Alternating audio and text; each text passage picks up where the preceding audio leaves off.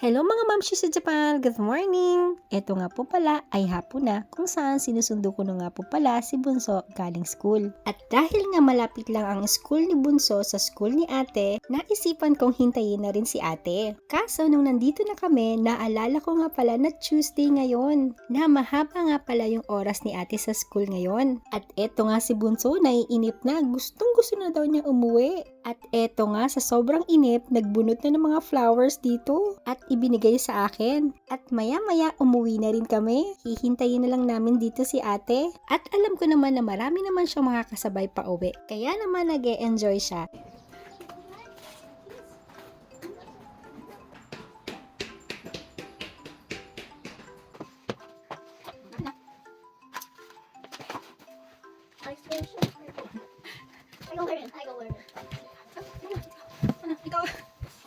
O di ba nagpakit pa sa camera? At eto nga pagdating namin sa bahay ni Bunso, naghugas na kami ng kamay. At pagkatapos nga nun, binigyan ko nga pala si Bunso nitong vanilla ice cream puff. Binili nga lang pala nito ni Daddy sa 7-Eleven. Para nga siyang shoe cream, lalo na yung tinapay. At habang hinihintay nga namin si ate, kumuha na rin ako ng isa. O di ba nainggit? Paan pa kaya ako papayat nito?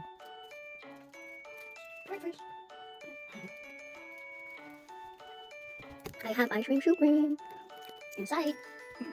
At maya-maya lang dumating na nga pala si ate neto. O di ba ang ganda ng mood ni ate ngayon? At eto nga binabalita niya sa akin na nawala daw yung yellow cup niya. At syempre tinanong ko siya kung anong nangyari at kung saan niya naiwan. Kaya naman binalikan namin kaagad at hindi ko na nga nakunan. At buti na lang nakita ng kaibigan ni ate at iniwan sa baba ng bahay. At pagbalik nga namin humingi na ng merienda sila ate at Bunso. O di ba si Bunso hindi pa nabusog? At eto nga nilabas ko tong chicken para sa dinner namin. Gusto kasi ni ate at Bunso ng fried chicken daw.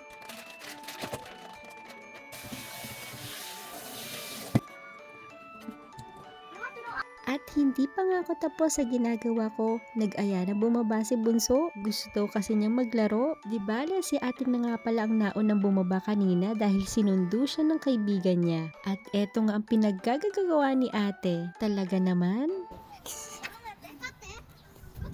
What's that? Nangis ulit. Ito nga pala ay sa baba lang ng bahay namin. At maya-maya lang din umakyat na rin ako dahil hindi pa ready ang aming dinner. Kaya naman iniwan ko muna si Bunso kay ate at sa mga kalaro nila. At eto ngang manok nilagyan ko lang to ng salt and pepper or shokosho. At pagkatapos, cornstarch. At naalala ko nga na meron pa kami miso shiru kaya naman nilabas ko na at ininit.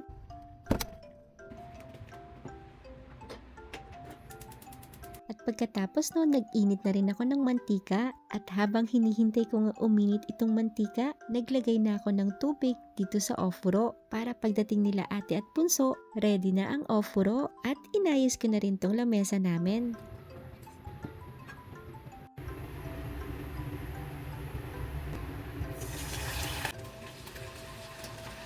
At eto nga, habang nagluluto ako, sinisilip-silip ko sila ate at Bunso sa baba.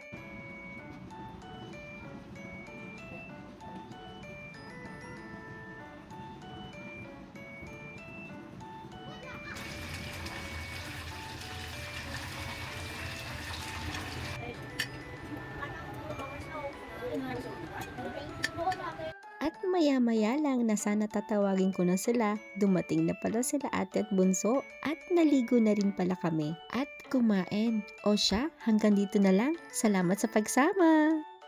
Sometimes when you look people, minsan mapapansin mo pangiti-ngiti lang sila. Pero deep inside, meron pala silang darkness side in the past o meron silang situation na natrap na pala sila na they cannot go, they cannot walk, and even they don't know where they go. And they keeping praying and praying and praying and asking God to make miracle, asking God to break through, but they cannot see the promises of God in their life. Kaya minsan, napapagod na sa buhay. And they think that they can do.